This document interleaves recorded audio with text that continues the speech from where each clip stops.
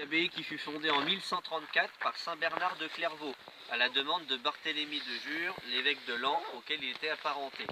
Elle fut construite à une quinzaine de kilomètres au sud de Laon, dans la vallée de l'Ailette, au pied du versant nord du chemin des Dames, sur un lieu où se trouvait déjà une église et que l'évêque cédait à saint Bernard avec tous ses droits et dépendances. L'abbaye fait l'objet d'un classement au titre des monuments historiques depuis le 9 janvier 70. Donc pour un peu plus d'historique, donc le 23 mai 1134, un groupe de moines de la communauté de l'abbaye de Clairvaux, avec à sa tête l'anglais Henri Murdac, prit possession de cette nouvelle abbaye cistercienne, la 15e fille de Clairvaux.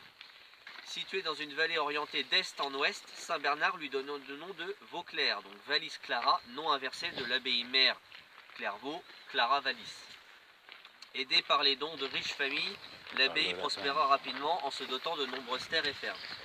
La guerre de 100 ans et les ligues du XVIe siècle firent beaucoup de mal à la communauté qui réussit tout de même à survivre jusqu'à la Révolution française de 1789, où elle fut définitivement démantelée et vendue comme bien national.